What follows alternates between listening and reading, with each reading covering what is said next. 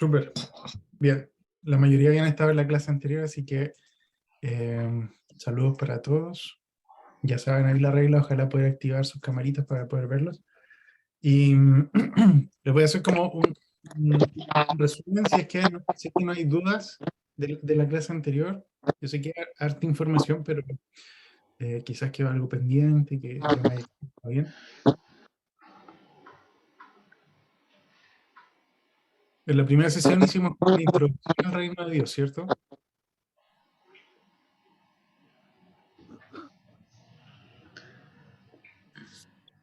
Perdón, pensé que alguien estaba hablando. Ya, entonces en la primera sesión hicimos una introducción al reino de Dios. No sé si hay alguien que tiene su micrófono abierto, porque lo que yo hablo como que se repite distorsionado. Ahí sí, ya, súper, ahora sí. Por eso pensé que alguien estaba hablando, y era yo mismo.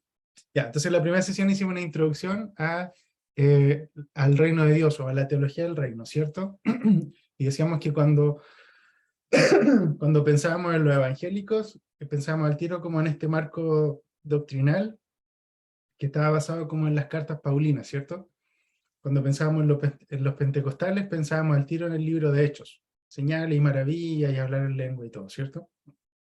Pero que cuando hablamos de la teología del reino, teníamos que pensar en una lectura canónica, o sea, no es solamente nos centramos en lo que decía Lucas o lo que decía Pablo, sino que nos centramos en lo que dicen todas las escrituras. Porque el mensaje del reino de Dios es el tema central de toda la Biblia que unifica, ¿ya? Es el tema central. La teología del reino también dijimos que era la forma de entender la misión y mensaje de Jesús, ¿cierto? Porque Jesús cuando manda a sus discípulos le dice que a donde quiera que vayan, anuncien este mensaje, ¿cierto? ¿Cuál es el mensaje? El reino de Dios se ha acercado, ¿ya? Entonces, llegamos a la conclusión de que es fundamental entender canónicamente, o sea, qué es lo que hablan las escrituras completas acerca del reino de Dios, porque finalmente es una forma de que entendamos con mayor profundidad quién es Jesús, cuál es su misión y cuál es nuestra comisión. Podemos entender la comisión cuando entendemos la misión, ¿cierto? Y también entendemos cómo Jesús se veía a sí mismo, cómo cuando en Lucas 24 él dice, las escrituras hablan acerca de mí, ¿cierto? Estamos hablando del Tanakh hebreo, de la Biblia hebrea. ¿Qué más dijimos? Leímos el Salmo 24, ¿cierto? Que daba algunas características de quién es el rey de este reino, ¿cierto? Y el Salmo 24 nos dice que el Señor, fuerte y poderoso, que es un guerrero fuerte y poderoso en batalla, el Señor es este rey de gloria, ¿cierto? Decíamos también que el objetivo central o el propósito de la iglesia es el reino de Dios, ¿cierto?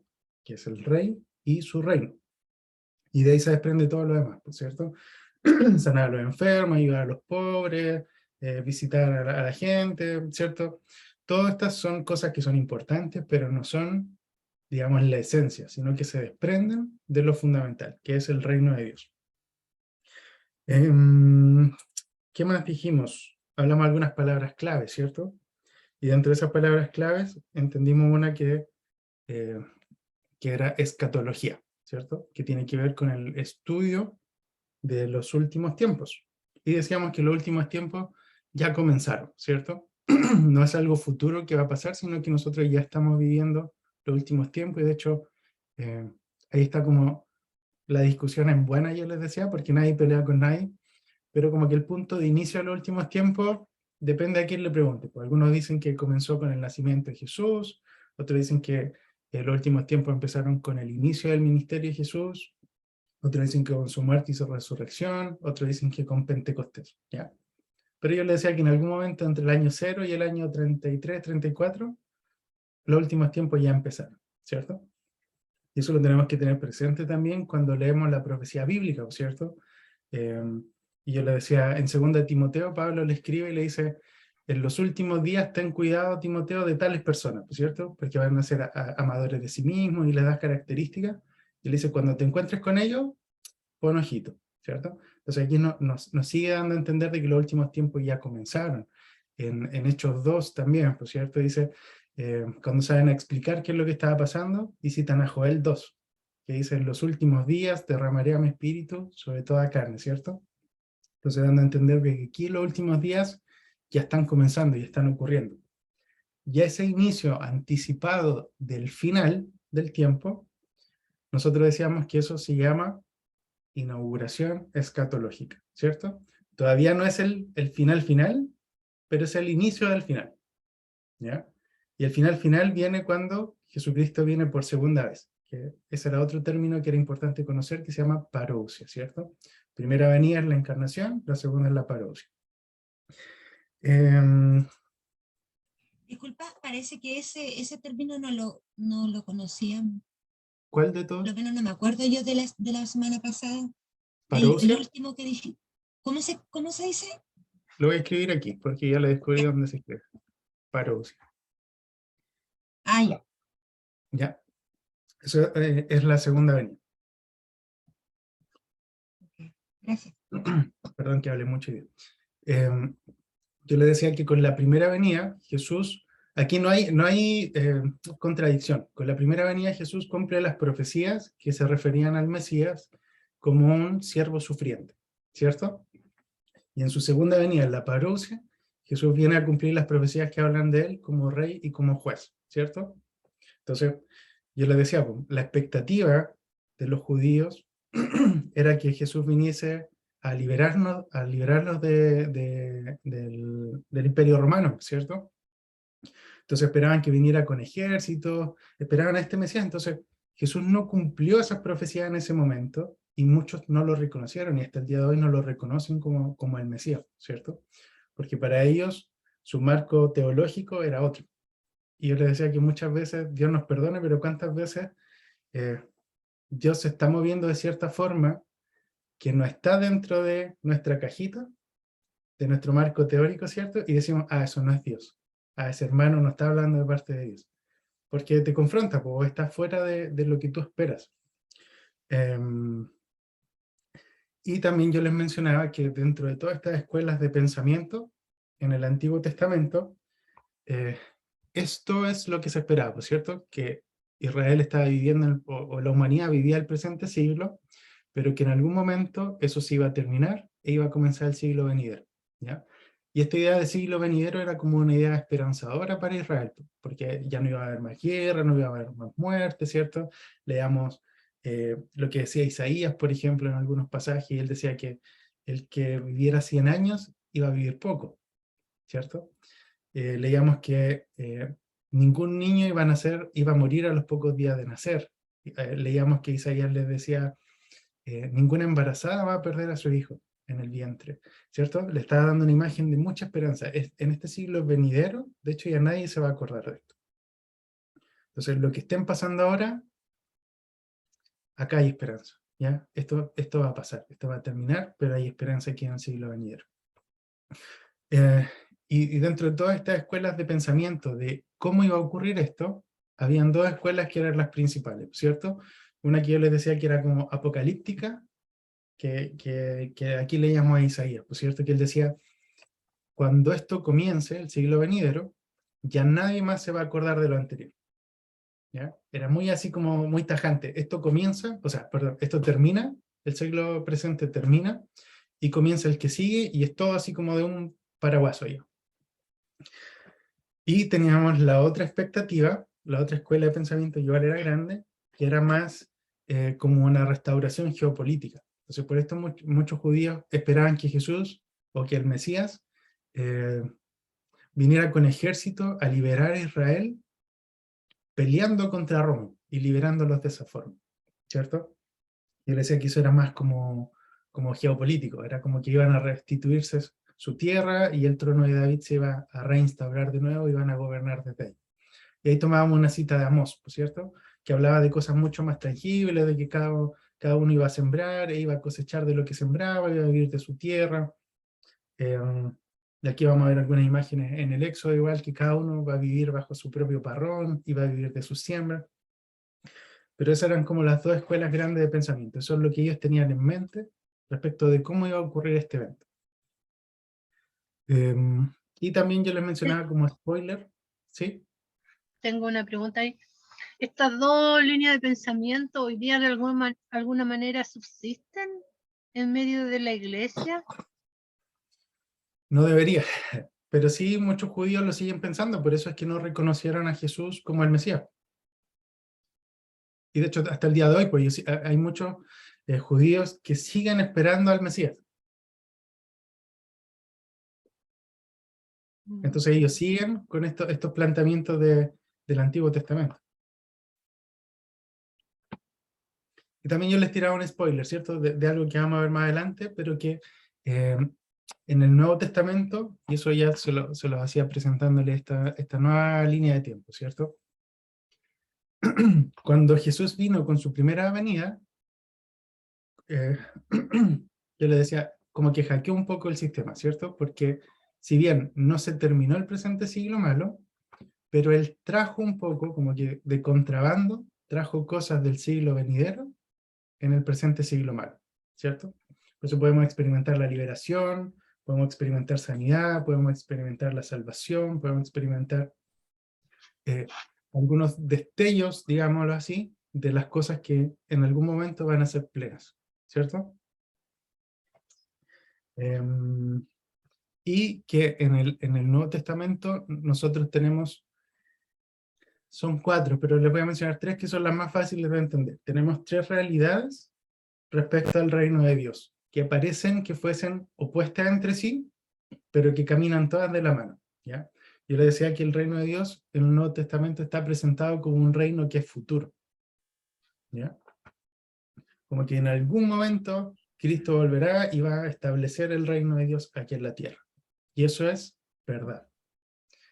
Y al mismo tiempo tenemos que el Nuevo Testamento nos presenta el reino de Dios como una realidad presente, ¿cierto? Si por el dedo de Dios echo fuera demonios, entonces el reino de Dios ya está aquí. Y también hablamos del reino de Dios en el Nuevo Testamento que se presenta como una realidad que no está presente, pero sí, es como cercano, ¿ya? Cuando Jesús le dice, arrepiéntanse porque el reino de los cielos se ha acercado, ¿cierto? Y hay una cuarta que es más difícil de entender, pero los gringos le dicen que es como retardada, ¿ya? Es como que el reino de Dios está siendo refrenado de venir en su plenitud, como a favor de los que todavía se pueden salvar, ¿cierto?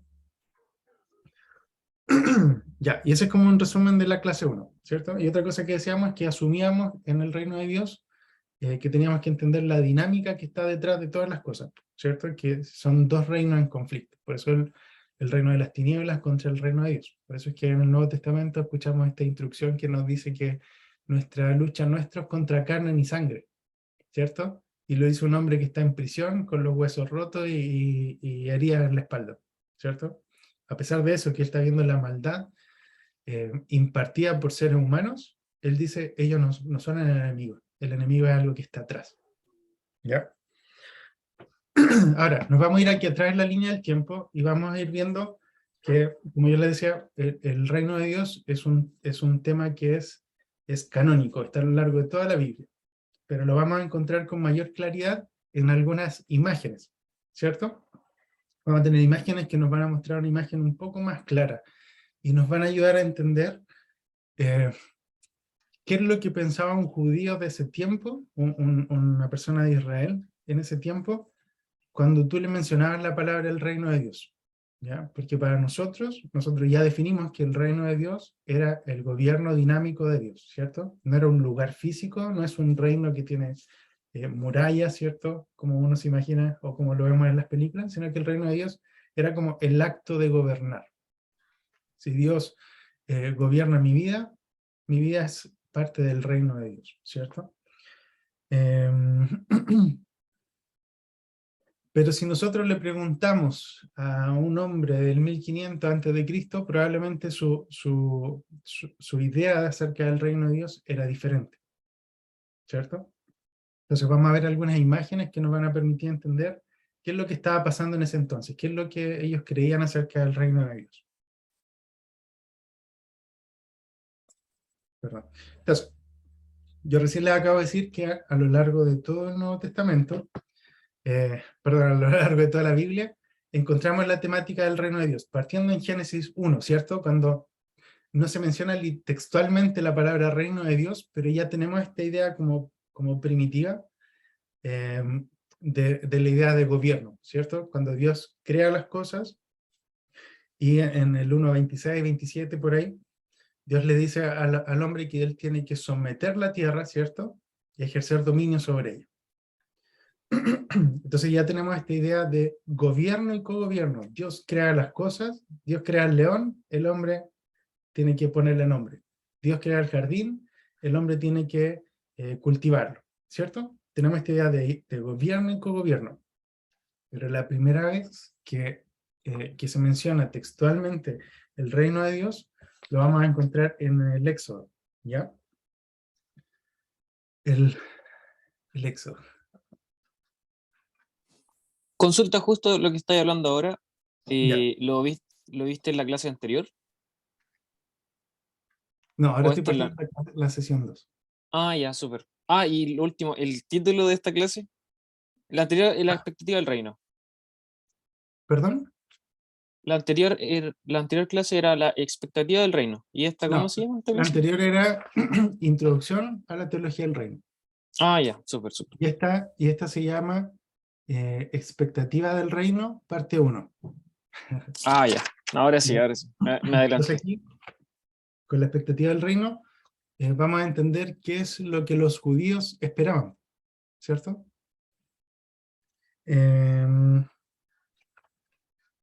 Vamos, ya. Parece que le había dejado de tarea ver un video o sea, idealmente leer el libro de Éxodo, pero si no, ver el video, ¿cierto? La película. ¿Quién puede resumir así como a grandes rasgos la historia del Éxodo?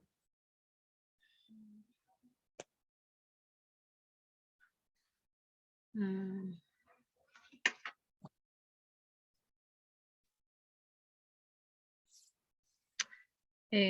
¿Puedo hacer un intento? Ya, vámonos.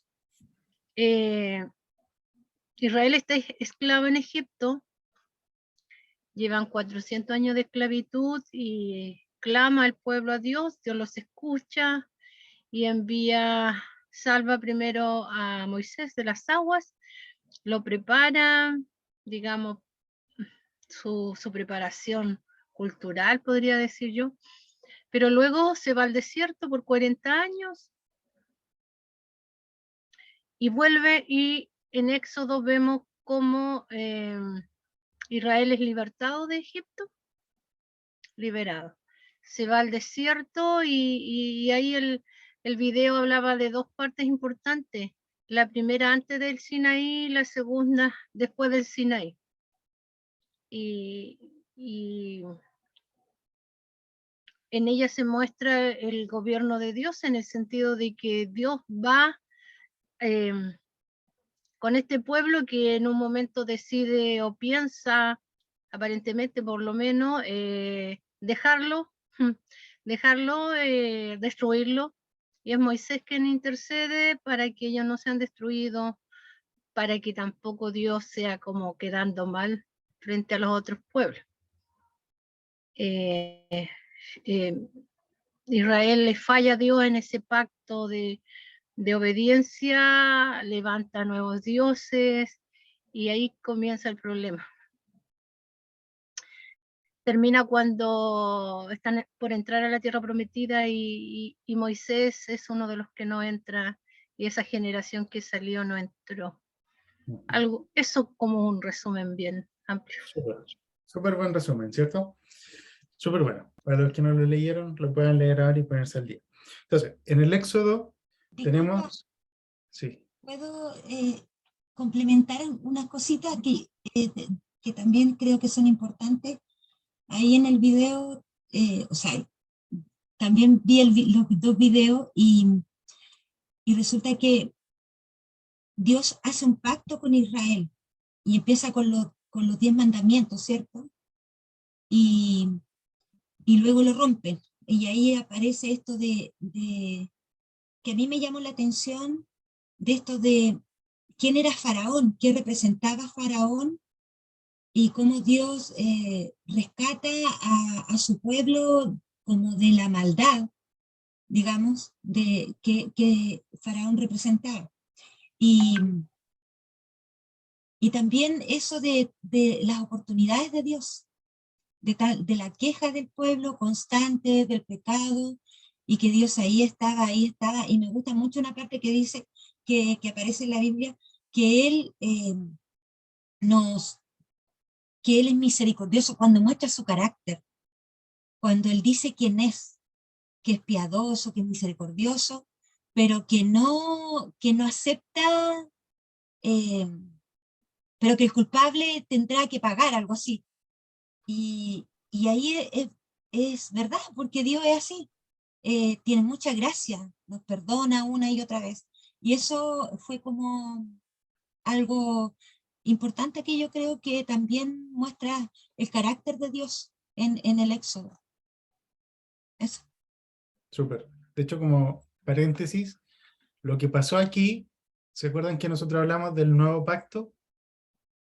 Tiene que ver porque en el Antiguo Testamento hay varios pactos, son por lo menos 4, ¿cierto? Tenemos el pacto que hablamos recién en el Éxodo, ¿cierto? Tenemos el pacto con Noé, tenemos el pacto con David, ya hay diferentes pactos. Y en todo un pacto uno lo tiene que pensar que es como un contrato, ¿ya? Y lo van a ver harto, por ejemplo, en Deuteronomio 28, 29, que te dice como, si ustedes guardan mis mandamientos, yo voy a hacer que sus siembras prosperen, ¿cierto? Todos los años van a tener lluvia, y después el 29 te dice así como, pero si se apartan de mí, no va a llover, las langostas se van a comer sus cosechas, ¿cierto? Es un contrato en donde una parte hace una cosa y la otra parte hace otra. Una parte es Dios de este contrato y la otra parte es el pueblo de Israel. Entonces, cuando vemos todos esos contratos o esos pactos, la humanidad nunca los cumple. Siempre termina fallando su parte del contrato, mientras que vemos que Dios siempre es fiel a su parte del contrato.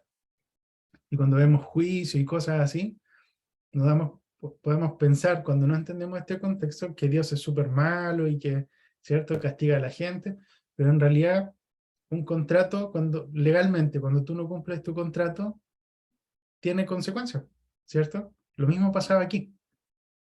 Ahora, lo que Jesús hizo fue, como la humanidad no podía cumplir su parte del contrato, no podía cumplir la ley, no tenemos la capacidad. Esto es como un hack, por eso yo les digo que esta venida de Jesús es literalmente un hackeo del sistema, porque como Dios hace su parte y la humanidad hace su parte, pero no la puede cumplir, la única forma de romper estos contratos es sanearlos, digamos, pues como que se cumplieran. Entonces, está Dios y la humanidad no puede hacerlo. Entonces, ¿qué hizo Dios? Dios se hizo hombre para cumplir la parte del contrato de Dios siendo Dios y de los hombres siendo Dios haciéndose hombre, ¿cierto? Y de esa forma se puede establecer un nuevo pacto, un nuevo contrato, habiendo ya subsanado lo otro. Puede ser un hack. Ya, seguimos entonces. Volvemos a Éxodo, ¿ya? Éxodo, Moisés. Moisés se encuentra con esta zarza ardiendo, ¿cierto?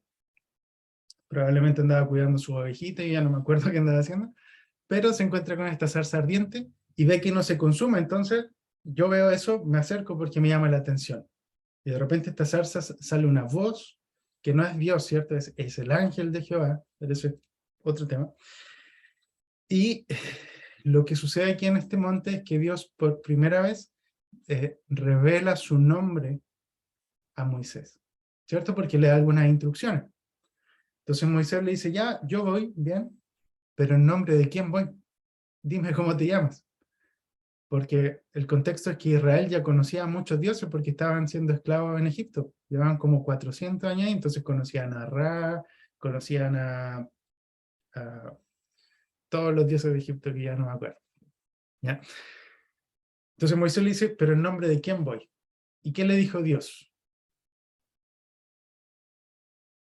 Yo Lo vieron soy. recién en la clase. Yo soy, ¿cierto? Yo soy. Dios se reveló a sí mismo como yo soy.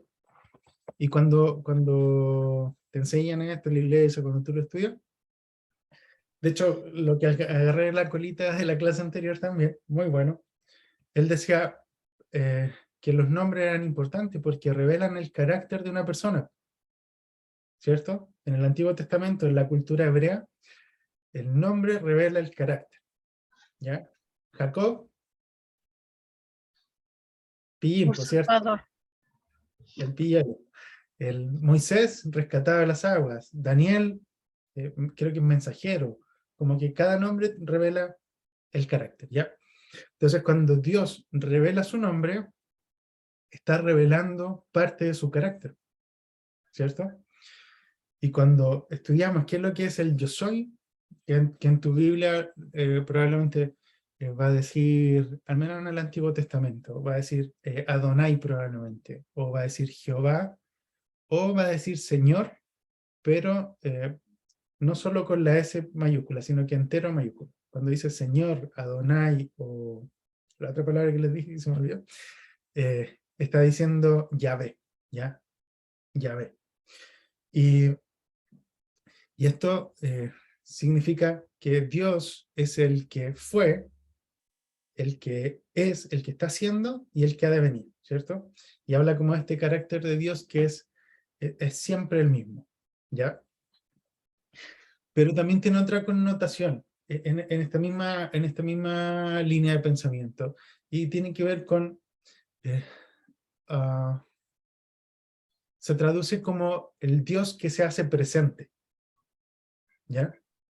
El yo soy es el Dios que se hace presente. Por eso es que fue, es y será. Es como que en la línea de la historia es el Dios que se hace presente. Y este Dios que se hace presente, siguiendo la historia del Éxodo, nos damos cuenta que ocurren dos batallas que van a culminar en la liberación de Israel, ¿ya? Porque lo que nadie mencionó del Éxodo es que se trata de la liberación de Israel. Es el Éxodo, es el salir de Israel, ¿cierto? Entonces, estas dos batallas tienen ese resultado. La primera batalla que encontramos, como a grandes rasgos, es una batalla que es, y generalmente esta dinámica se va a repetir constantemente, ¿ya? Es una batalla que primero es espiritual.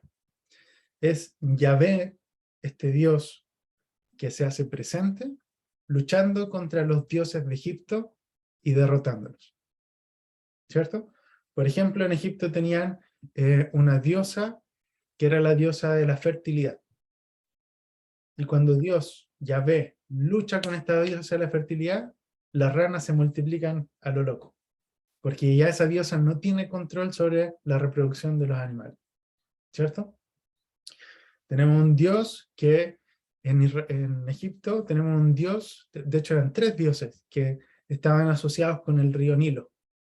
Y cuando Yahvé venía y peleaba contra esos dioses, perdón, me salió una notificación, reiniciar, nada, te imaginas. Tenemos cuando Yahvé, este Dios que se hace presente, el yo soy, lucha contra los dioses del Nilo, les gana y el Nilo se convierte en sangre. ¿Se acuerdan de todo eso, no? Nadie mencionó las plagas. Tenemos un Dios que está representado, varios dioses en realidad que están representados por el ganado, por los toros, por las vacas, ¿cierto? Y cuando Yahvé pelea contra estos dioses, el ganado muere. Y así sucesivamente. Cada plaga no es necesariamente un juicio, o sea, sí es un juicio de Dios, pero no es necesariamente algo en contra de Egipto como opresor. Es una batalla en lo espiritual de Yahvé, el Dios de Israel, luchando contra los dioses de Egipto. ¿Y cuál es el Dios así como más potente, más power de Egipto? La muerte. Más power. El Big Boss. El dios del sol, Ra, creo que El era, dios ¿o del no? sol. Ra, el dios del sol, ese es como el dios papi de los dioses de Egipto. ¿Y se acuerdan cuál es la penúltima plaga? Es Dios, Yahvé, Oscuridad. en la oscuridad, ¿cierto? Es Dios luchando contra Ra, venciéndolo y apagando el sol. Imagínate. Y la última plaga es Dios contra Faraón. ¿Ya? Faraón, él tomaba como el por qué es Faraón por el hecho de ser supuestamente hijo de Ra, ¿ya? Por ser hijo de Ra, él también es un dios, en parte por lo menos, y por lo tanto él tiene autoridad sobre Egipto. Y lo que hace Yahvé es tomar al hijo del hijo de Ra. O sea, una victoria rotunda de Yahvé sobre los dioses de Egipto, sobre todo y cada uno de ellos.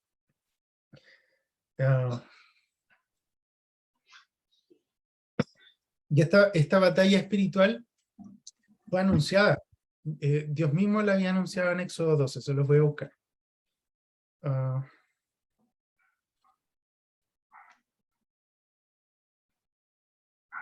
12.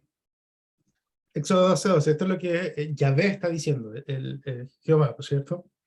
Esta noche yo pasaré por la tierra de Egipto y daré muerte a todos los primogénitos de los hombres y de los animales de Egipto.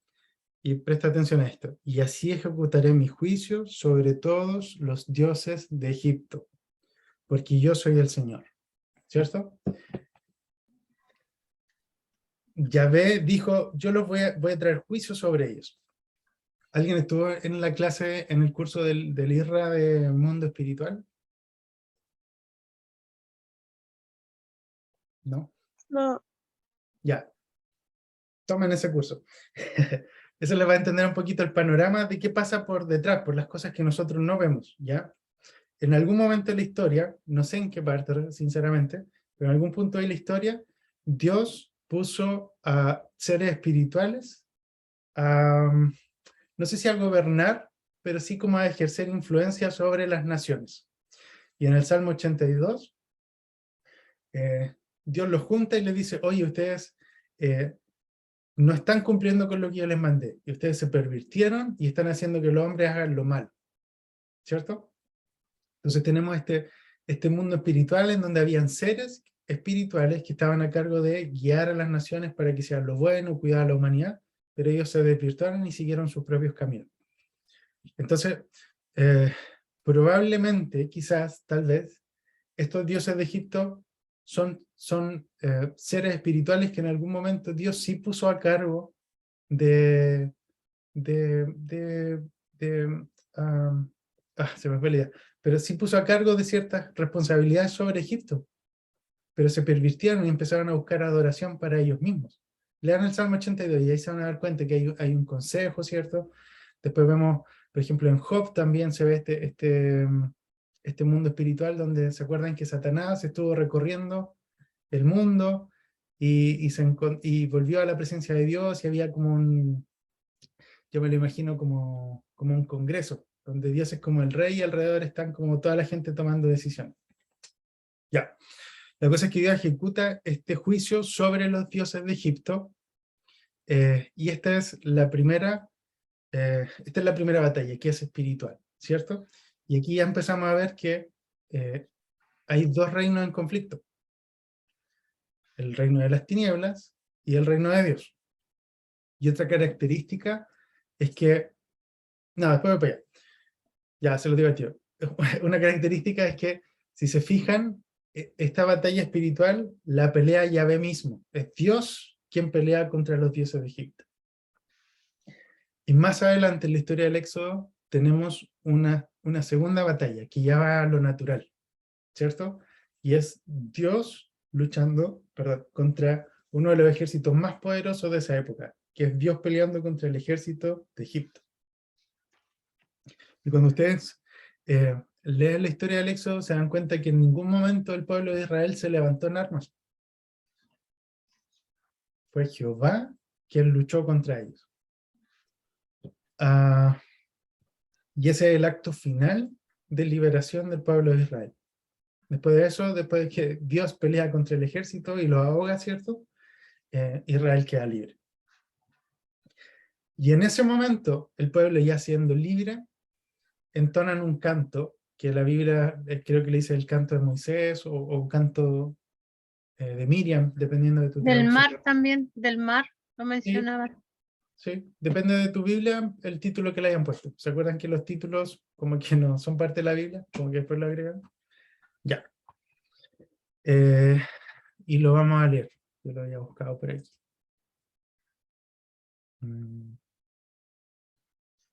Voy a checar más. Ya. Entonces, ese es como el resumen del Éxodo hasta este punto, ¿cierto? Publicidad. Ahí sí, ya. Si puedo cerrar. Ya, ya. Ya. Esto es lo que yo les decía. Cuando dice Señor, toda mayúscula, dice Yahvé. ¿Ya? Pero ¿se acuerdan que ellos no podían pronunciar el nombre de Dios? Yo no Por- veo bien la diapositiva, no sé si soy yo el problema o todo. No, se nos quedó pegada en la pantalla. Ah, chuta. Se ve, sí. Ahí no se ve.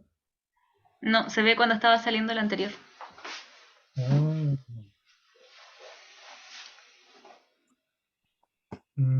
Voy a dejar de compartir, lo voy a compartir de nuevo.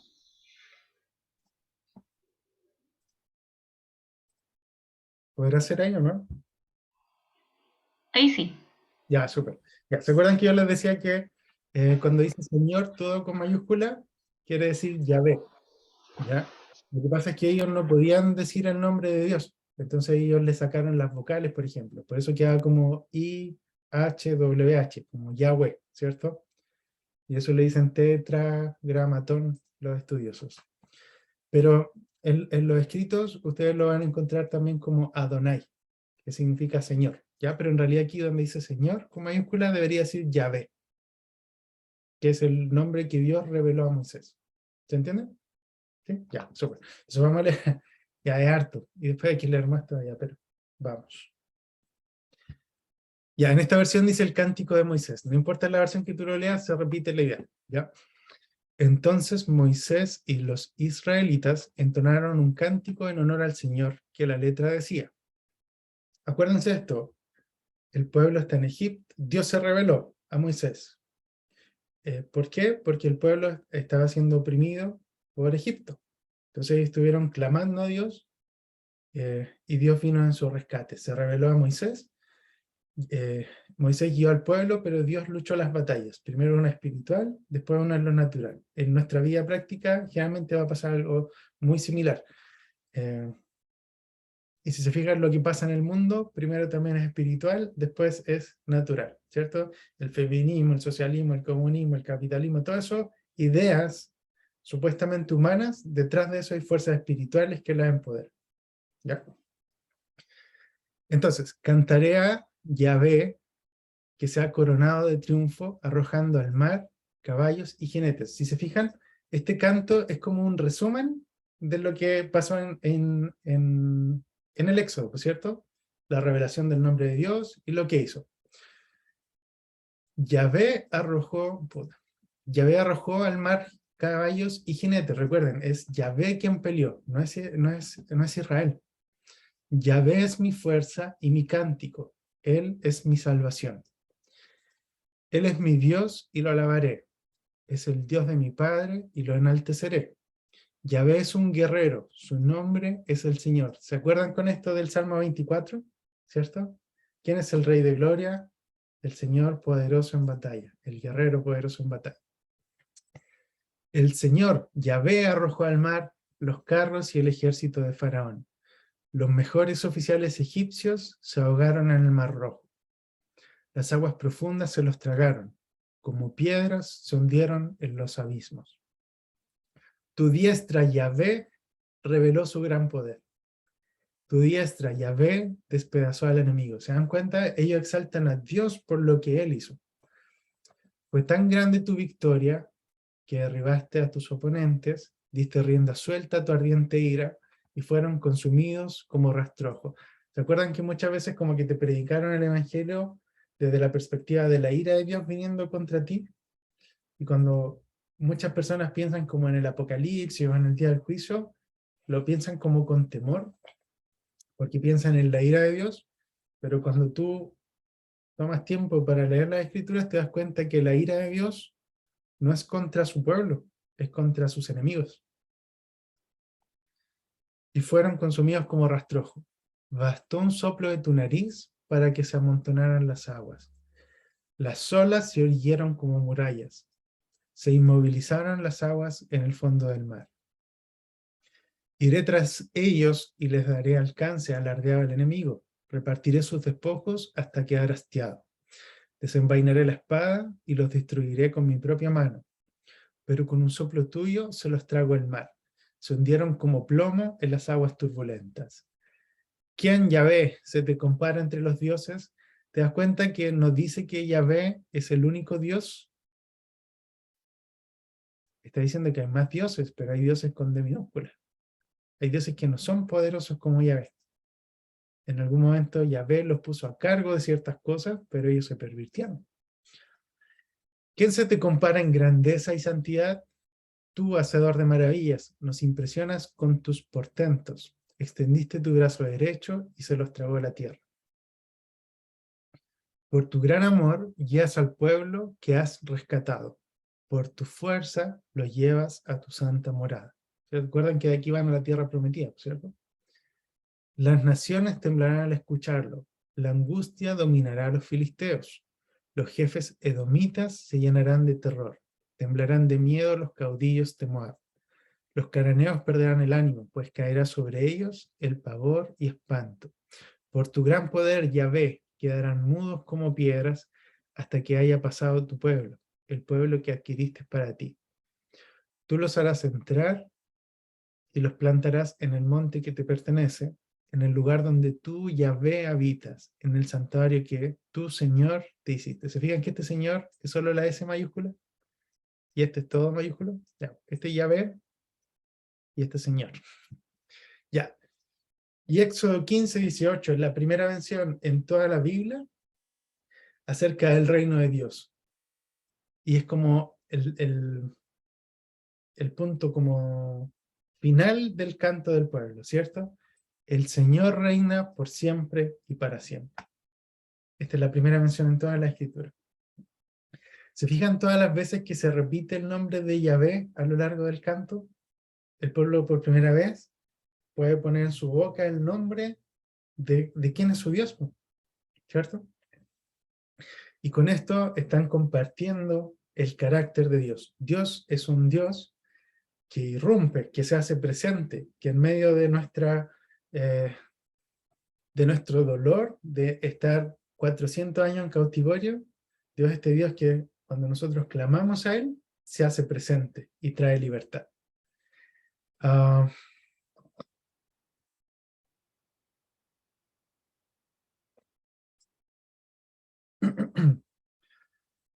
Esto es lo que conocemos como la confesión del reino. El Señor reina por siempre y para siempre. Se dan cuenta que aquí ya podemos empezar a pensar, cuando pensamos en el reino de Dios, como batalla, lo podemos asociar con términos como conquista, como guerra, ¿cierto? Cuando el reino de Dios se presenta en esta imagen del Éxodo, no es una imagen completa de todo el reino de Dios, pero los judíos que piensan en el reino de Dios, después de este evento, te van a decir, si tú le preguntas, piensa esto, ponte en el lugar de ellos, si tú le preguntas a un judío que vivió esta experiencia, a un hijo de quien vivió esta experiencia, un nieto de quien vivió esta experiencia, te lo encuentras en la calle y tú le dices, ¿qué es el reino de Dios? ¿Qué te diría? El reino de Dios es un reino que trae libertad, ¿cierto? Eso yo creo que es lo primero que ellos pensarían. Es un reino que cuando nosotros estamos en conflicto y clamamos a Él, se hace presente e interviene en la historia humana. Si vuelvo a la diapo anterior, ¿se les cambió? ¿No? Estamos en la Biblia todavía. Ya. ¿Pero se acuerdan de la línea del tiempo que tenía puntitos achurados? ¿ya? Mm, Es un Dios que en medio de la historia de la humanidad, Él interviene. Esa es la revelación. Se presenta primero como el yo soy, el que fue, que es, que ha de venir, el Dios que se hace presente, y cuando el pueblo clama a Él, interviene. El reino de Dios irrumpe. Por eso decimos la irrupción del reino muchas veces. Por eso Jesús nos enseñó a orar, que venga tu reino, ¿cierto? Que venga tu reino. Cuando el reino de Dios, una característica, no es una imagen completa, pero cuando el reino de Dios viene, trae libertad. ¿Se acuerdan ya en el Nuevo Testamento cuando, de hecho alguien lo mencionaba la semana pasada, cuando Jesús se encuentra con unos endemoniados y los demonios que le dicen, ¿por qué vienes a atormentarnos antes de tiempo? Ellos sabían que Jesús tenía autoridad sobre ellos. Ellos lo sabían. Y ellos esperaban el día del juicio, esperaban que esto pasara más adelante, como en la parousia. Estaban como medio descolocados porque Jesús no vino como rey, pero estaba ahí. ¿Y qué está pasando? Estaban como medio descolocados. Entonces, de esta primera imagen del Éxodo podemos concluir, digamos, que el reino de Dios, al menos de acuerdo a esta imagen, porque hay más imágenes, pero al menos de acuerdo a esta imagen, el reino de Dios no es un lugar, sino que es un evento que tiene lugar en un momento de la historia. ¿Cierto? Y que el reino de Dios es la irrupción de Dios en medio de los asuntos humanos. Y ahora vamos a ver que Dios, ¿qué hora es? 9:25. Vamos a ver que Dios se interesa de los asuntos humanos y de todos los asuntos, hasta de lo que tú menos te esperarías. ¿Ya? No sé si hasta aquí hay dudas, porque ahora vamos a ir a otra imagen del reino de Dios.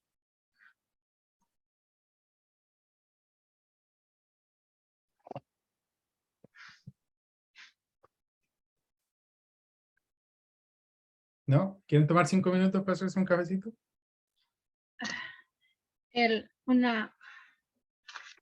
Esta primera imagen se refiere, es que aquí como que me fui de las batallas, de los dos tipos de batallas, en lo espiritual y en lo ¿Lo natural? natural. Uh-huh. Esta imagen se refiere al concepto del reino de Dios que está en Éxodo 15. En todo Un Éxodo. Dios que En reina Éxodo, por siempre y para siempre. no, esa es la primera mención del reino de Dios en la Ya. Biblia, tal como reino de Dios. Pero la imagen que nos muestra el Éxodo es un Dios que interviene en la historia de la humanidad y trae liberación. Ya.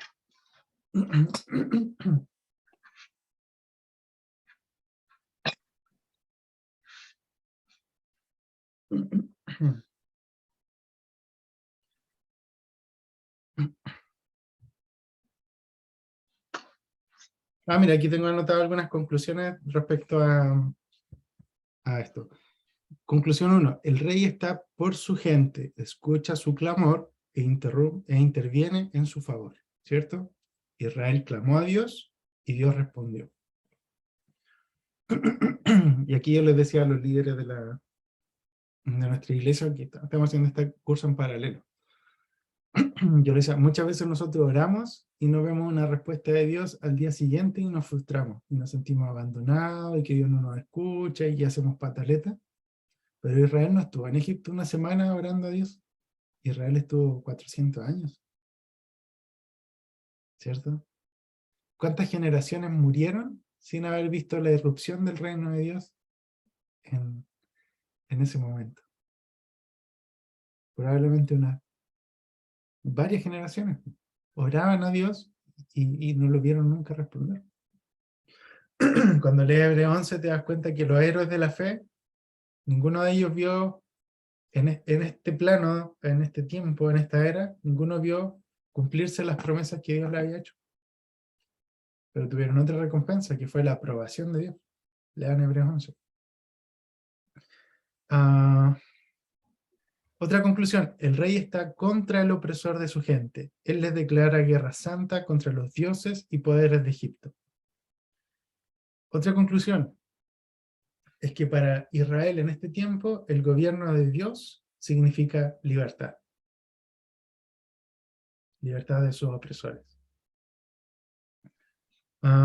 Ya, ahora vamos a ir a otra imagen, que igual es largo, no sé si lo hacemos en media hora, pero vamos a tratar de avanzar para no quedarnos atrasados.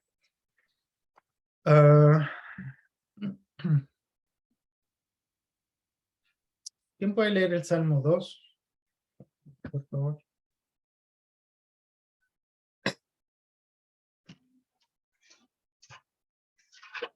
En cualquier versión.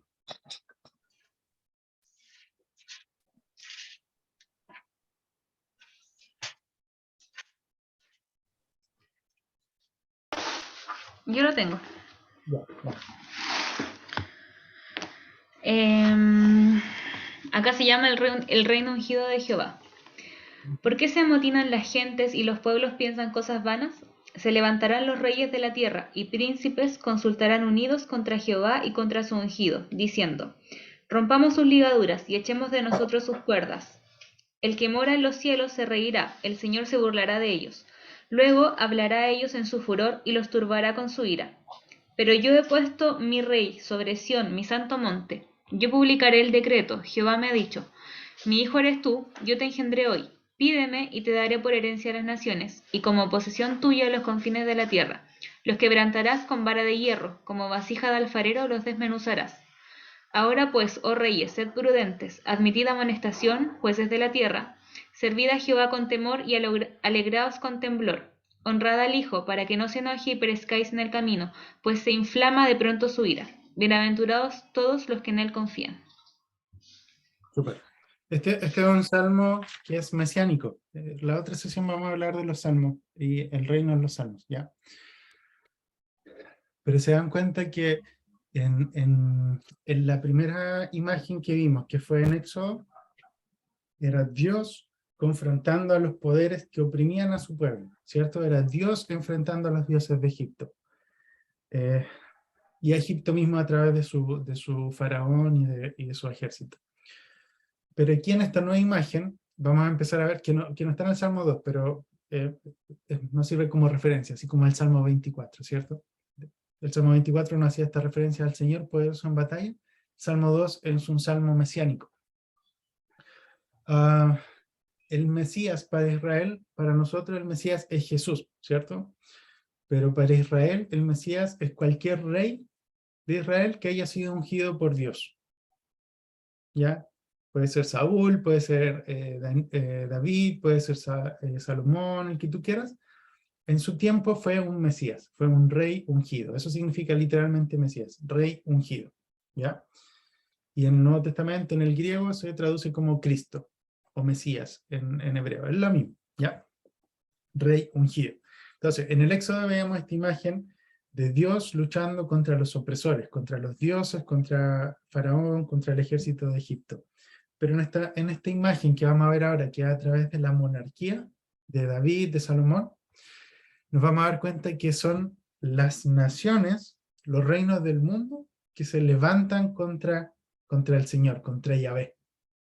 ¿Se dan cuenta de lo que dice el Salmo 2? ¿Por qué se amotinan las naciones? ¿Por qué se sublevan las naciones? Y en vano conspiran los pueblos. Los reyes de la tierra se rebelan, los gobernantes se confabulan contra el Señor y contra su ungido, contra su Mesías, contra su Cristo. ¿Ya? Y esto es una dinámica que la vemos en todo el Antiguo Testamento, ¿cierto? Los pueblos atacando a Israel, y en el Nuevo Testamento atacando al ungido, y en nuestra vida diaria todo el mundo se rebela contra lo que se haga llamar Dios. Eso dice Apocalipsis. Todo lo que se haga llamar Dios, el mundo se opone contra eso.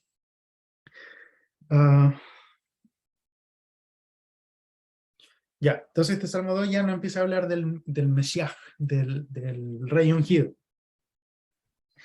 Y aquí nos vamos a dar cuenta que Dios ya no nos va a hablar a través de los profetas solamente, sino que Dios mismo, Yahvé, este rey guerrero poderoso en batalla, este rey de su reino, ahora empieza a reinar desde el cielo con un gobernante humano en la tierra que hace las veces de su representante. ¿Ya? Antes hablaba a través de Moisés, por ejemplo, y de los profetas, pero en esta nueva imagen Dios cambia un poquito su forma de operar y lo hace a través de reyes que son como delegados. ¿Ya? Dios gobierna en el cielo y en la tierra gobierna un rey que está bajo la autoridad de Yahvé. Aquí hay que leer mucho, mucho, mucho, mucho. Ya, vamos a segunda de Samuel. Samuel 7. Vamos a ir. Anótelo para que después lo puedan leer con calma, ¿ya?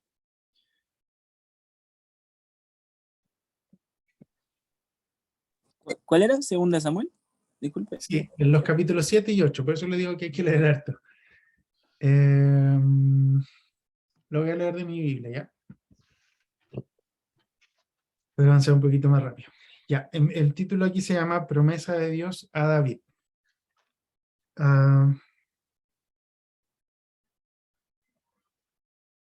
Ya, leámoslo y vemos hasta dónde llegamos. Vamos.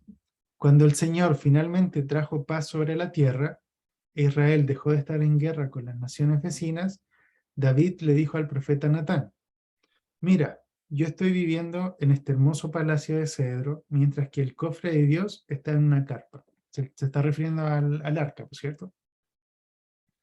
Haz lo que... ¿Perdón? Tabernáculo, ¿no? El tabernáculo es como donde estaba el arca de la Ya. alianza. Mira, yo estoy viviendo en este hermoso palacio de cedro, mientras que el cofre de Dios está en una carpa. Haz lo que has pensado, dijo Natán, porque el Señor está contigo. Pero aquella noche el Señor le dijo a Natán: dile a mi siervo David que no lo haga. ¿Se fijan? Entre paréntesis, no, que el profeta habló como por la suya nomás. El Señor se reveló en la noche. Dile a mi siervo David que no lo haga, porque nunca he vivido en un templo. Mi hogar siempre ha sido una carpa desde que saqué a Israel de Egipto. Está haciendo memoria al Éxodo, ¿cierto? Y jamás me he quejado delante de los caudillos de Israel, los pastores de mi pueblo. ¿Les he preguntado alguna vez por qué no me han edificado un hermoso templo de cedro?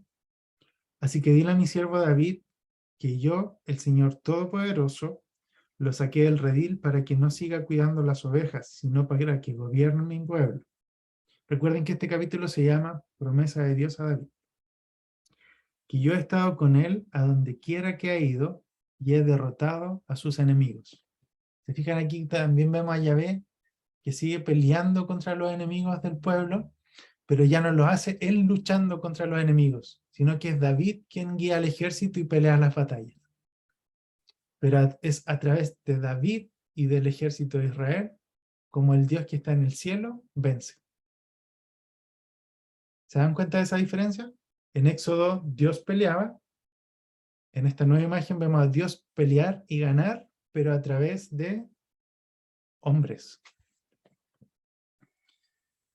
El 9, que yo he estado con él a donde quiera que ha ido y he derrotado a sus enemigos.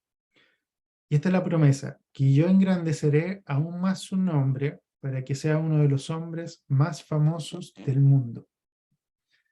Paréntesis aquí, ¿se acuerdan de la historia de David? Cuando Samuel tenía que ungir al nuevo rey de Israel después de que Saúl se pervirtió, ¿cierto? ¿Qué hizo? Fue a la casa del padre de David, y ni siquiera, que era una casa, era una familia así como, no era una familia real, por cierto, era una familia, era del pueblo, digamos. Y David era tan pequeño visto a los ojos de su propia familia que ni siquiera participó del casting, ¿cierto? Mientras todos los hermanos grandes y fortachones se fueron a presentar al profeta para ver cuál de ellos iba a ser el rey, a David lo habían dejado en el campo, no, pues quédate cuidando las ovejas, y quién eres tú, ¿cachai? Pero aquí Yahvé, el Señor, le está diciendo: yo te voy a dar un nombre, te voy a dar una dinastía y te voy a hacer el más famoso de todos los hombres. O sea, sacó al último de lo último y Dios le promete que lo va a dejar como crack. El 10 dice: a mi pueblo Israel le da un lugar donde pueda vivir tranquilo, sin que nadie les cause daño ni los oprima, como sucedía en la época en que los jueces gobernaban. Te libraré de todos tus enemigos y seré yo quien te construya una casa. ¿Se fijan que Yahvé sigue diciendo: yo voy a ser el que te libera, pero ya no es él quien va a la batalla y pelea, sino que lo sigue haciendo a través de hombres? El 12, porque cuando tú mueras, promesa, cuando tú mueras, yo pondré a uno de tus hijos en tu trono y haré que su reino sea fuerte. Está hablando de Salomón. Él será el que me va a edificar un templo y yo estableceré su trono para siempre. Recuerda esta promesa, yo estableceré su trono para siempre. Yo seré su padre y él será mi hijo. Si él me falla, yo lo castigaré como un padre castiga a su hijo. Un convenio, un contrato, ¿cierto? Los dos tienen que cumplir una parte. Pero no le retiraré mi amor como si se lo retiré a Saúl, tu antecesor. Otra promesa en el 16. Tu dinastía y tu reino gozarán de mi favor, de modo que tu trono será establecido para siempre. Natán, pues, fue ante David y le dijo todo lo que el Señor le había dicho. ¿Se fijan? Aquí en esta primera parte del capítulo 7, Dios está haciendo promesas. Y como David le quería hacer un templo, Dios le dice, no, no me lo hagan. Yo te voy a hacer una casa a ti, te voy a dar un nombre y tu trono lo voy a establecer para que a través de su dinastía esté establecido para siempre. ¿Cierto? Y ahí tenemos que en el Nuevo Testamento ya podemos entender por qué Jesús es como de la simiente de David, ¿cierto? Porque él es el Mesías, es este rey ungido que tiene que venir de esta dinastía. En el 18 parte lo que en mi Biblia se llama oración de David. No sé cómo dice la NBI. Oración de David también, ¿ya? Esta oración de David es la respuesta que David tuvo ante lo que Dios dijo, ¿ya? Este, digamos, es el acto 2. Otra cosa es que, ¿se acuerdan que Dios le dice que le va a dar un nombre?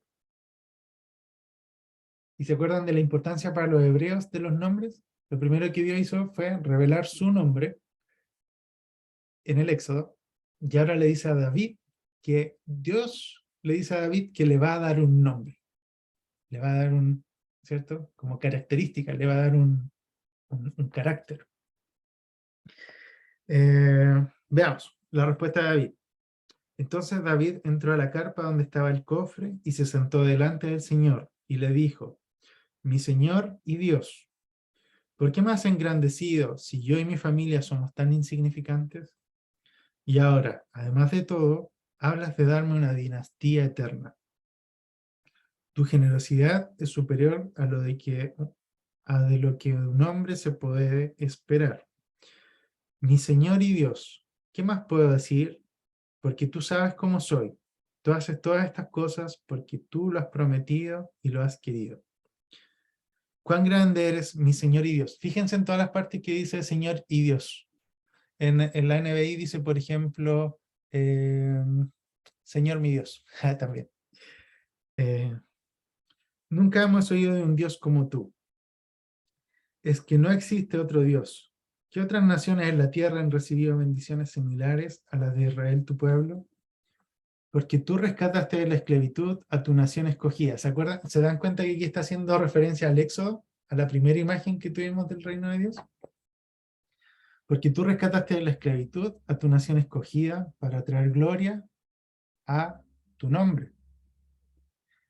Tú rescataste para ti de Egipto, de las otras naciones y de sus dioses. Tú escogiste a Israel para que sea tu pueblo para siempre, y tú has sido nuestro Dios. Y ahora, mi Señor y Dios, haz lo que has prometido tocante a mí y a mi familia, que seas eternamente honrado por haber establecido a Israel como tu pueblo y haber afirmado mi dinastía delante de ti. Porque tú, Señor Todopoderoso, Dios de Israel, me has revelado que yo soy el primero de una dinastía que gobernará tu pueblo para siempre. Por eso es que me he atrevido a elevarte esta oración. Porque ciertamente tú eres Dios, y tus palabras son verdaderas. Tú me has prometido estas buenas cosas. Y termina diciendo esto, préstale atención. Te suplico que bendigas la casa de tu siervo, de modo que mi casa permanezca para siempre delante de ti, oh Señor y Dios, porque tú lo has prometido. Desglosémoslo un poquito. Primer acto, Dios le promete a David darle un nombre, ¿cierto? La importancia del nombre para la cultura hebrea. Dios promete darle un nombre. Y promete darle una dinastía y un reinado que se va a sostener por siempre y para siempre, ¿cierto? La respuesta de David es exaltar el nombre de Yahvé, ¿cierto? Señor mi Dios, Señor mi Dios, Señor mi Dios, Señor mi Dios. Lo nombra muchas veces. El carácter de Dios está en su nombre. David lo nombra muchas veces, exalta el nombre de Dios. Y se fijan que casi toda su respuesta es alabanza y adoración, es hablar bien de Dios. Tú hiciste esto otro, y le recuerda lo que hizo en el Éxodo, y lo adora, y le da gracias por la promesa que le dio. Y en el versículo final, lo que David, hace es interceder. ¿Se dan cuenta? Le dice, Yahvé le prometió un nombre, una dinastía, un trono, y lo que finalmente David hace es tomar lo que Dios le prometió y le dice, por favor, cumple tu promesa de darme una dinastía, de darme un nombre, de darme un trono. ¿Se fijan? Y aquí lo podemos llevar a un paralelo. Muchas veces nuestras oraciones son súper diferentes. Nosotros no oramos alabando a Dios, dándole gracias, sino que es como un dame, gracias. En el nombre de Jesús, amén. ¿Cierto? Pero el modelo de oración de David es alabar a Dios, adorar a Dios, e interceder al final un poquito. Un poquito, ¿no? ¿Cierto? Y no oró lo que a él se le ocurrió. Él oró las promesas de Dios. Cuático. Ya. Entonces, la respuesta de David es exaltar el nombre de Yahvé, este Dios que se hace presente. Entonces, en este capítulo 7, en la primera parte tenemos que es la promesa del reino, ¿cierto? Dios prometiendo que va a establecer un reino que no va a tener fin. Y esto es, digamos, la parte invisible. Es Dios dando una promesa a nosotros, ¿cierto? Ahora vamos a la parte visible, que son las guerras del reino, y que está a lo largo de todo el capítulo 8. Lo voy a leer así como muy por encima porque nombra como a los amalecitas, a los hititas, a todo esto, entonces me voy a saltar nombres de personas, ¿ya? El capítulo 8 se llama Victorias de David. Después de esto, David derrotó a los filisteos, le quitó una tierra y los sometió bajo su dominio. Veámoslo acá. Pasado algún tiempo, David derrotó a los filisteos y los subyugó, quitándoles el control de esa ciudad. También derrotó a los moabitas, a quien obligó a tenderse en el suelo y los midió con un cordel, bla, bla, bla, bla. Además, David derrotó a tal persona, hijo de tal, y a ellos también, y extendió el reino. David capturó 1000 carros, 7000 jinetes y 20.000 soldados de infantería. También desjarretó los caballos de Tiro, aunque dejó los caballos suficientes para 100 carros. Luego peleó contra los sirios de Damasco, contra el rey de Sobá, aniquiló a 22.000 de ellos, también se puso guarniciones en Damasco, bla, bla, bla, bla.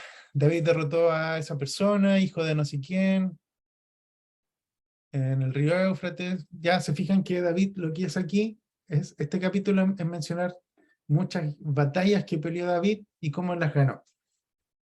El versículo 5 dice, además dio muerte a 22.000 sirios de Damasco. El 6, David sitió varias guarniciones en Damasco y los sirios fueron súbditos de David y le presentaron anualmente sus tributos. El Señor le daba victorias en todas las campañas militares que emprendía. Acá está. En todas las campañas de David, el Señor les daba la victoria. ¿Se acuerdan en Éxodo lo que yo les venía diciendo? En Éxodo, Yahvé peleaba por el pueblo. En esta nueva imagen, es Dios ganando las victorias, pero a través de hombres y mujeres que iban a la guerra. En el 12. Siempre que habían guerra, habían conquistas y quitaban los tesoros de los pueblos conquistados, ¿por cierto? Entonces lo que David hacía era que consagraba el botín que le había quitado a esta persona, hijo del rey Sabá. David dedicó todas estas cosas al Señor, dice el versículo 11 y 12. Y vamos al 13 y 14. La fama de David creció aún más cuando regresó victorioso del Valle de la Sal, donde aniquiló a 18.000 edomitas. También puso guarniciones en Edom y las estableció por todo el país, de modo que los edomitas pasaron a ser vasallos tributarios de David. Y fíjate en esto, en todas sus campañas el Señor le daba la victoria. ¿Se dan cuenta? Hace énfasis una y otra vez, que el Señor da la victoria, pero ya no es Él quien pelea. Él ahora está gobernando desde el cielo a través de representantes en la tierra. David reinó sobre todo Israel, gobernando el pueblo entero con justicia y rectitud. Cuando el reino de Dios está presente, tenemos justicia y rectitud. Son características de la presencia del reino de Dios. Entonces, tenemos la primera imagen de esta monarquía, en donde en lo invisible Dios hace promesas de establecer un trono, ¿cierto? En lo visible tenemos a Dios peleando las batallas del reino a través de representantes humanos.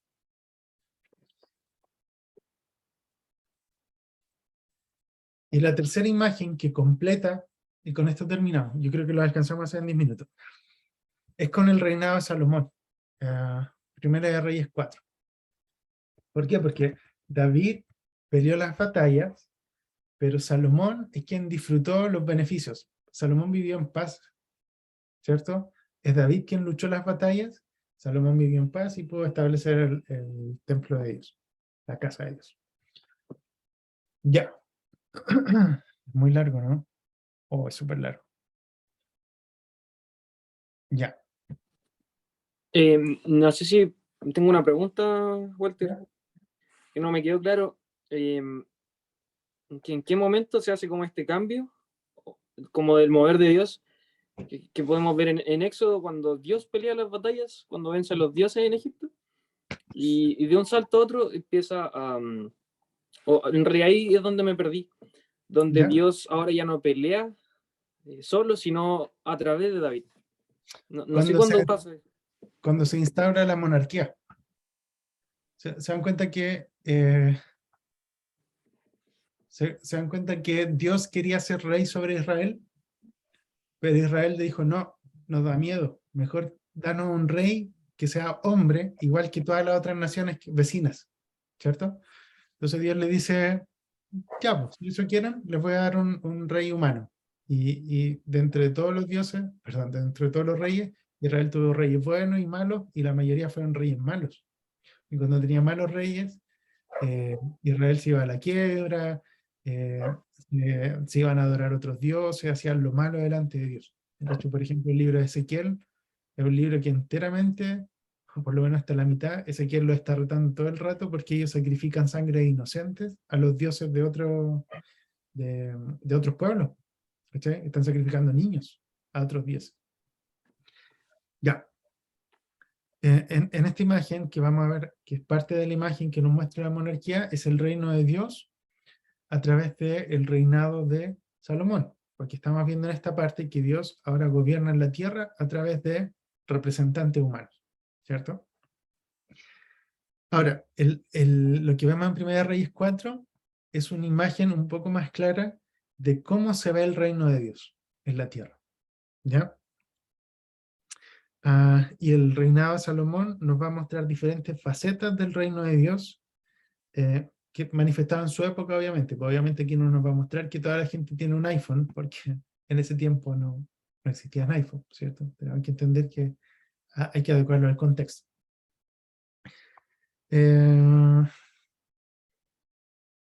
Ya, mira, del 1 al 19 me lo voy a saltar, pero el resumen es que en esta parte te dice que Salomón reinó sobre todo Israel, y que tenía muchos funcionarios, ¿ya?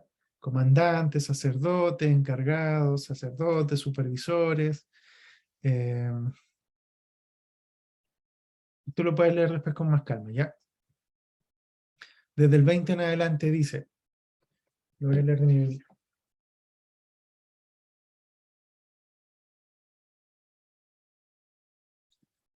El 20, prosperidad de Salomón. En ese tiempo, los pueblos de Israel y Judá, ¿por qué dice Israel y Judá?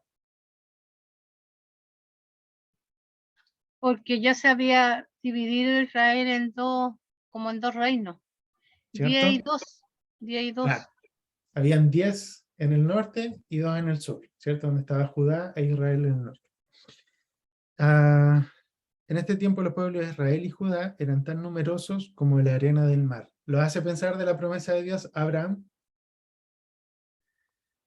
que no se podían contar. Además, destaca esto si es que lo estás leyendo en tu Biblia. Tenían comida y bebidas en abundancia. Y destaca esto otro. Y todos vivían muy felices. El rey Salomón gobernó toda la región, que se extendió desde el río Éufrates hasta la tierra de los filisteos y hasta las fronteras con Egipto.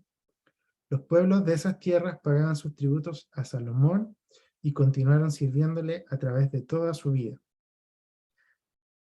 Las provisiones diarias del palacio eran, ya aquí hay algunas versiones que cambian un poco los números y tienen que ver con temas de traducción, ¿ya? Pero esto dice mi Biblia. Las provisiones diarias para el palacio eran 6.600 kilos de harina fina, 13.200 kilos de harina integral, 10 bueyes gordos, 20 bueyes de pasto, 100 ovejas, sin contar los ciervos, gacelas, corzos y aves gordos que de vez en cuando se consumían.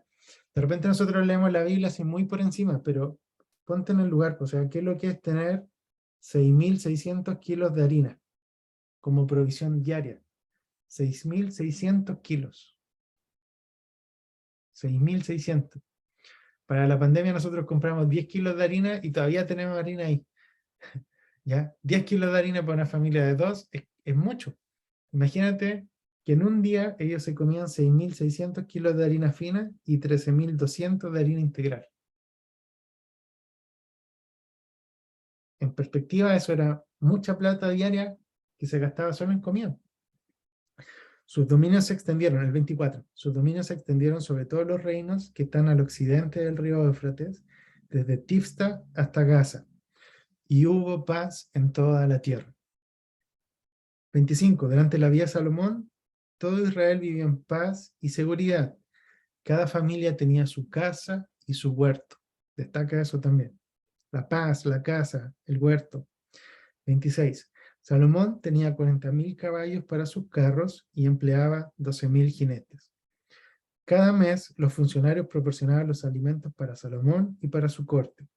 También traían cebada y paja para los caballos que el rey tenía en los establos. 29. Dios le dio a Salomón sabiduría, entendimiento y una mente llena de muchísimos conocimientos, tantos como la arena del mar. En efecto, su sabiduría superó la de cualquier sabio de Oriente, incluyendo a los de Egipto. Era más sabio que Etán, el Esraíta, y que otras personas. Y fue conocido en todas las naciones de alrededor. Escribió 3.000 proverbios. ¿Se acuerdan? Fue conocido por todas las personas de alrededor. Dios ya le había prometido a David que le iba a dar un nombre y que iba a ser el hombre más famoso de toda la nación, ¿cierto? Y fue conocido en todas las naciones de alrededor. 32. Escribió 3.000 proverbios y 5.000 canciones. Otras versiones dicen 1.005 canciones. Da lo mismo, escribió muchas canciones. 33. Fue un gran naturalista que estudió los animales, las aves, los reptiles, los peces y los árboles. Desde los grandes cedros del Líbano hasta el minúsculo hisopo que crece en las grietas de las paredes.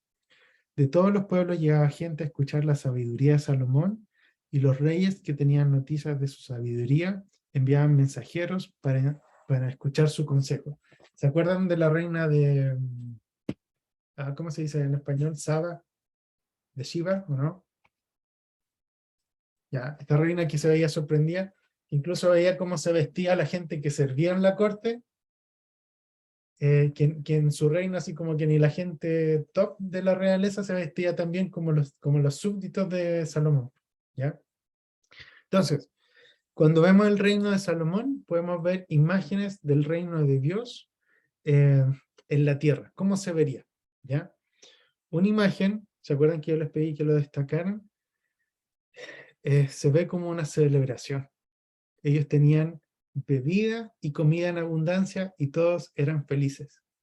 Entonces, a veces uno le pregunta a una persona así como, no necesariamente cómo piensa que es el reino de Dios, porque la mayoría de gente habla del reino de Dios como el cielo. Si tú le preguntas a alguien cómo se imagina el cielo, se imagina a la gente con una ropa blanca, cantando himnos, así como hasta un poco fome.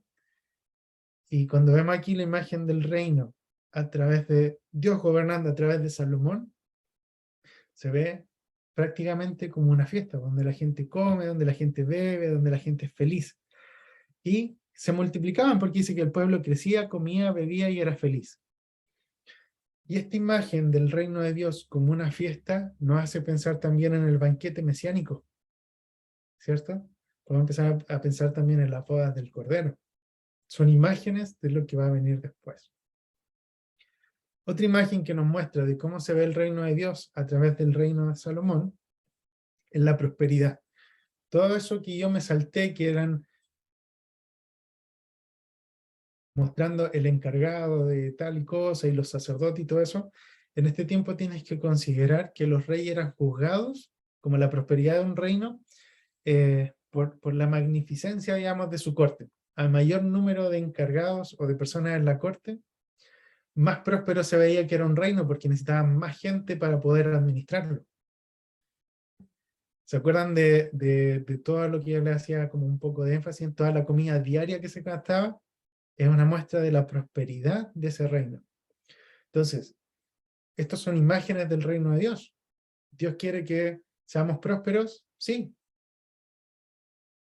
La teología de la prosperidad es una exageración de eso. Es como decir todo ahora. Pero va a llegar un momento en el reino de Dios en que hasta las calles van a ser de oro. Así de próspero va a ser, ¿ya? Y muchas personas lo pueden empezar a experimentar en el presente siglo malo, como una sombra de lo que va a ser después, pero no todos. Por eso Pablo dice, yo he experimentado la pobreza y la riqueza, ¿cierto? Pero tenemos esta esperanza de que en el reino de Dios va a haber prosperidad. Nadie se va a morir de hambre en el siglo venidero. Una tercera imagen que nos muestra el reino de Dios a través del reino de Salomón es la paz del reino, ¿cierto? Israel vivía en paz con todos los pueblos que estaban a su alrededor.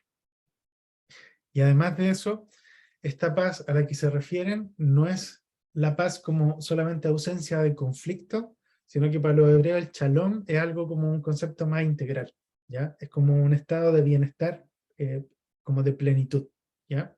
No solamente paz de que no estamos en guerra, sino que estamos en armonía con la naturaleza, en que sembramos y la naturaleza no nos traiciona, sino que lo que sembramos vamos a empezar a cosechar, que vamos a tener lluvia, vamos a tener todo lo necesario para vivir. Pues, se fijan que decía que cada uno va a tener su casa y su huerta. Algunas versiones dicen que cada uno tendrá su parra y su higuera.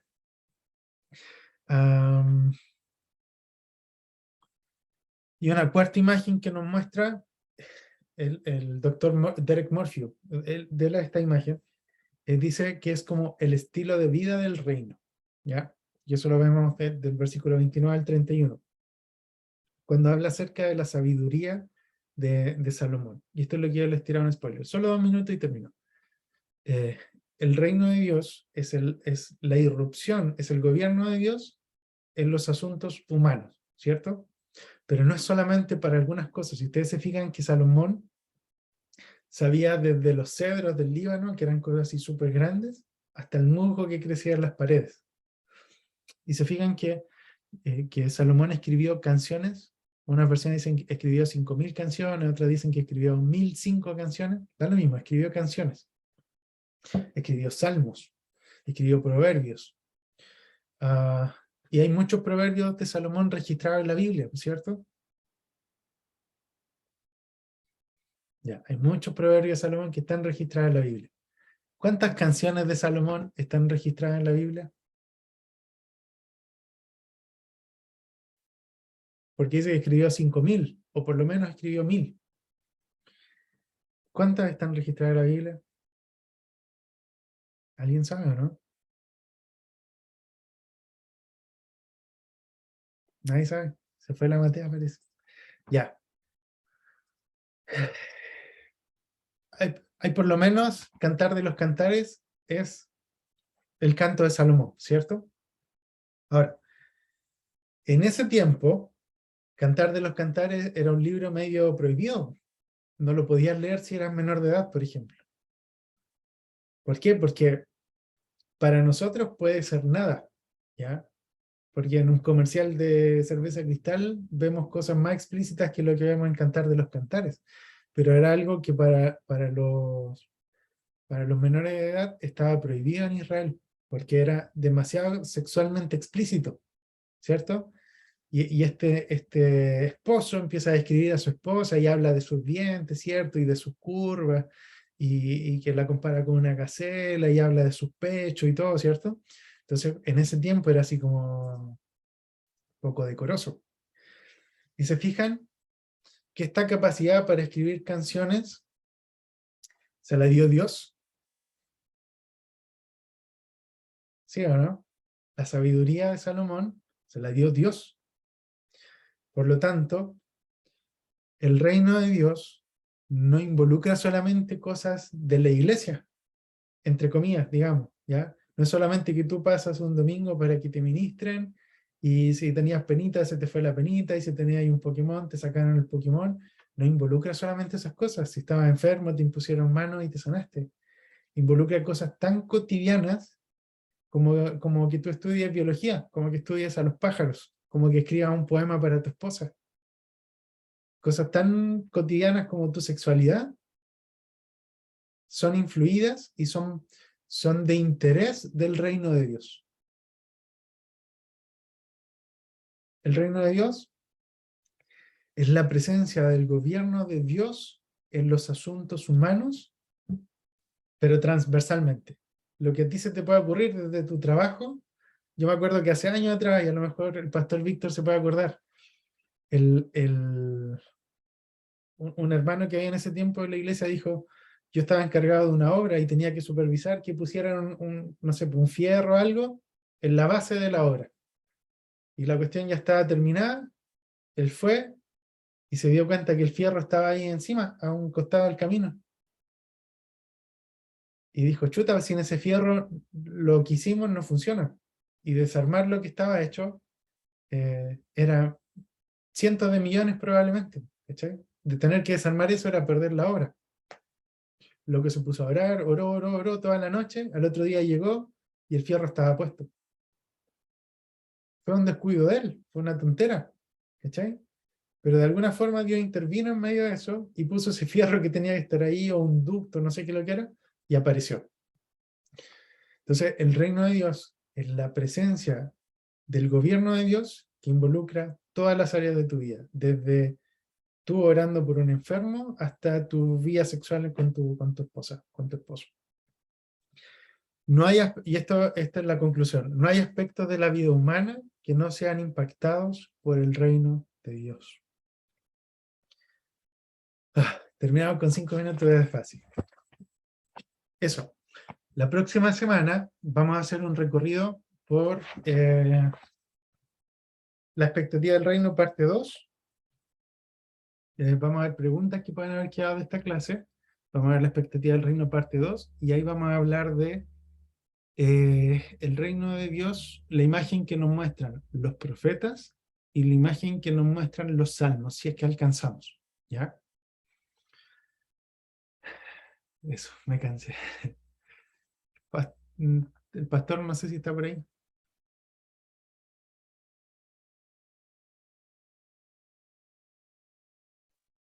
Se quedó dormido. Walter, ¿cómo estás? Bien, cansado. Bien. Aquí Muy buena. estoy. Ahí, bien. Sí. ¿Qué tal la clase? Muy buena, muy buena. ¿Se quedaron con Buenísima. algunas preguntas? ¿No?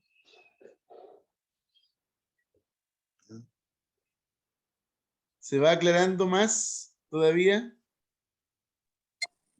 Pastor, Sí, voy, Diego, dale. voy a componer más canciones entonces. Está bien, pues. Excelente. Estamos empezando, parece, a descubrir este reino. Qué genial, qué genial. Genial, Gladys, gracias por la cuéntanos un clase. poquito, ¿qué te ha parecido a ti? Cortito, ¿puedo decir algo cortito? ¿Sí? Cortito. Se fijan que en la medida que estudiamos estas imágenes que se muestran del reino de Dios en el Antiguo Testamento, nos podemos ir empezando, y esta es la idea de hacer ese repaso, de ponernos en los zapatos del pueblo de Israel. Po. Porque cuando yo le pregunto a una israelita que salió libre de Egipto, ¿cierto? Y yo le pregunto, ¿qué es lo que es el reino de Dios para él? El reino de Dios es libertad. Pero si le pregunto a un judío del tiempo de David, él me va a decir que el reino de Dios es Dios trayendo victoria sobre las batallas contra los pueblos enemigos. Y si le pregunto qué es lo que es el reino de Dios a alguien que vive bajo el gobierno de Salomón, te va a decir que el reino de Dios es paz, prosperidad, es sabiduría, es abundancia, ¿cierto? Y algunas cosas pueden parecer opuestas, porque el que vivió en David es guerra, es victoria en batalla, y el que vivió en el tiempo de Salomón parecen cosas opuestas, pero es todo parte de un todo. Es todo sí. Genial. Ok. ¿Alguien tiene alguna pregunta, algún comentario? ¿Qué le ha parecido hasta ahora? ¿Cómo se complementa con el curso 1, Jesús, el Mesías prometido?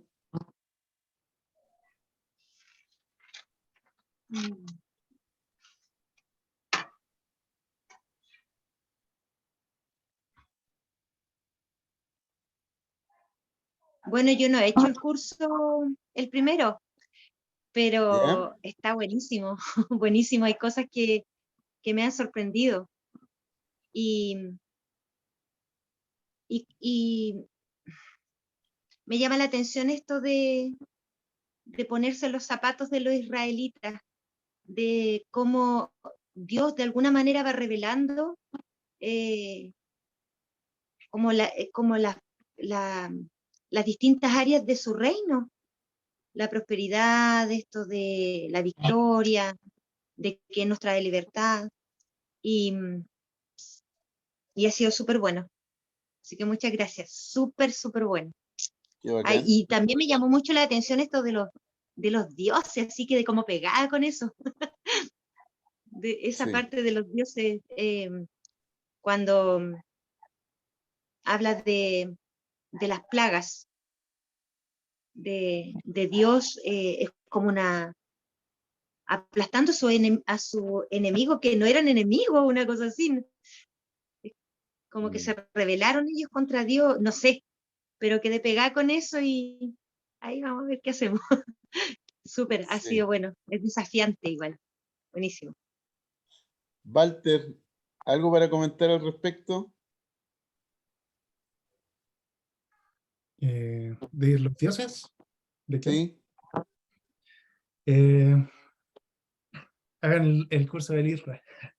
Ya, lo que pasa es que en ese curso yo no lo hice, pero sé de dónde viene, que es de un libro que se llama Supernatural, Sobrenatural, se lo voy a escribir aquí, Se de un lo voy a autor enviar, es un PDF. que se llama Michael Heiser, Sí. y él como que trata de explorar un poco cuál es la noción que tenían los judíos respecto al mundo espiritual, ¿ya? Entonces, ese es como el único pero que yo le pongo a Heiser, que él se basa mucho en escritos que son extra bíblicos. Entonces, toma mucho como del folclore hebreo, que está bien, porque nos sirve para ponernos como en la mente de ellos, ¿ya? Pero no quiere decir que todo lo que ellos creían es real, ¿ya? Por ejemplo, los judíos pensaban que el mundo estaba sostenido, era plano y estaba sostenido sobre como una mesa, algo así, y que tenía una cúpula encima, ¿ya? Y nosotros sabemos, a menos que tú seas terraplanista, nosotros sabemos que la Tierra no es plana y que no tiene una cúpula encima, no tiene una cúpula que separa el agua de arriba con el agua de abajo, ¿ya? Pero sí podemos saber que ellos pensaban que era de cierta forma. Los judíos, por ejemplo, en el libro de Enoch, Enoch pensaba que habían 7 cielos. Pero Pablo nos dice que él fue al tercer cielo. Y siendo el tercer cielo el lugar donde Dios habita. Entonces no podría ser el séptimo como pensaba Enoch, ¿cierto? Entonces, como esto del mundo espiritual te sirve como, no para hacer teología, pero sí para entender qué es lo que ellos pensaban del mundo. cómo ellos entendían la realidad. ¿Ya? Entonces, aquí nos sirve para entender que existen otros dioses, que son dioses menores, que deberían, según el pensamiento hebreo, fueron puestos por Yahvé como con responsabilidades sobre las naciones, pero que algunos de ellos se rebelaron y empezaron a buscar como crédito para ellos mismos. ¿Ya? Y esa es la mentalidad hebrea respecto al mundo espiritual, porque es real, que influye sobre las personas, y en este caso estos dioses de Egipto eran los que ejercían influencia sobre Faraón, y que oprimían, finalmente eran quienes estaban detrás de la opresión de Egipto sobre Israel, ¿cierto? Entonces, para poder liberar a Egipto, Dios primero luchó en lo invisible contra estos dioses menores, los derrotó, trajo juicio sobre ellos, y después vino a lo natural, ¿ya? Y pasa algo similar ahora, ¿cierto? Detrás de todo lo que está pasando, de la pandemia, de todo lo que tú puedas pensar que es conspiranoico, no sé, es súper caro, por ejemplo, si tú quieres, imagínate, imprimir folletos para invitar a la gente a un evento de la iglesia. Manda a imprimir 1000 folletos. Es caro, ¿cierto? No es económico. Y son folletos así de 10 por 14 centímetros, te sale 30.000 pesos. Imagínate empapelar Concepción, que es donde la mayoría de ustedes viven, con propaganda de casi 1 metro de alto, convocándote a la marcha feminista. ¿Cuánto cuesta eso? ¿Tú crees que eso lo va a hacer autoconvocado 10 mujeres que se juntaron? No, pues esa cuestión viene financiado de otros lugares. Pero esa persona que financia todo eso, que algunos dicen que es George Soros, que es no sé quién, que es esto otro, es como la imagen terrenal de poderes espirituales.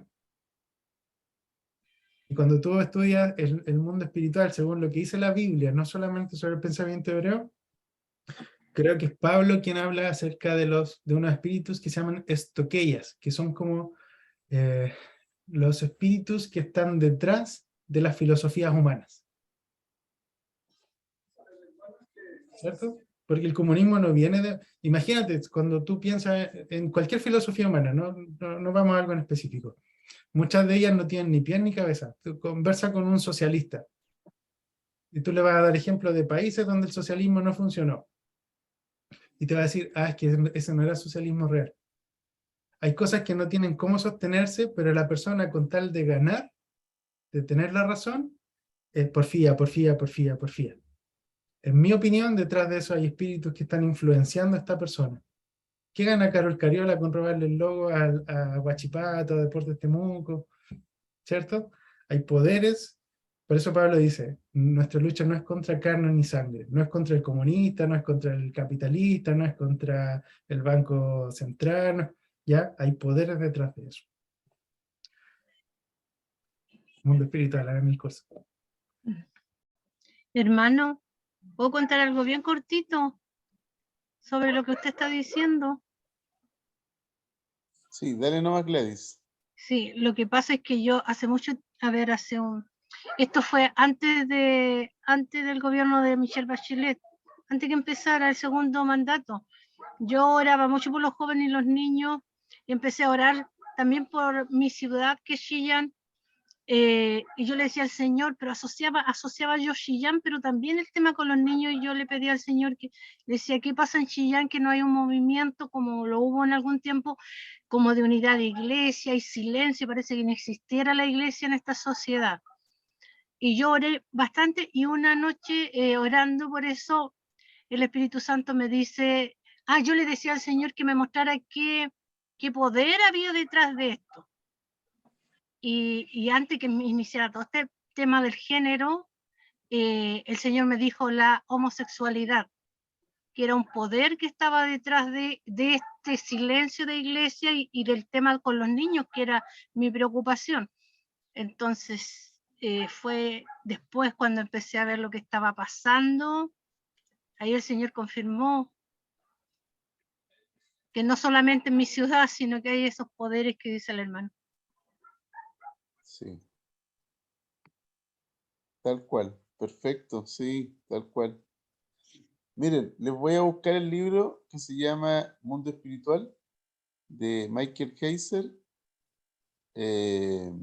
Perdón, no, es Supernatural. Algo así se llama, ¿cierto, Walter? Sobrenatural, sobrenatural. Sí, tiene como 4.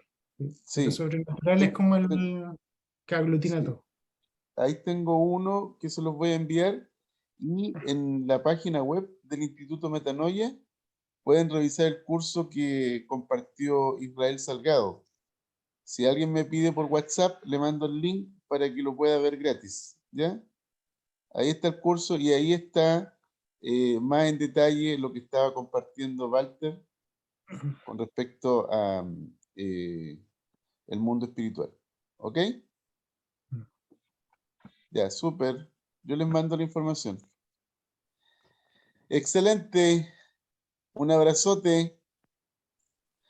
Me alegro que estén ya en la segunda clase y vamos para adelante. Esto va muy bien. ¿Ya? Ya, gracias, Walter. Chao, chao. Un abrazo. Muchas que estén muy gracias. bien. Chao, Chao. Que tengan chao. buenas noches. Chao, Chao, buenas buenas noches. noches. Chao, chao. Chao, que estén bien. Chao, chao.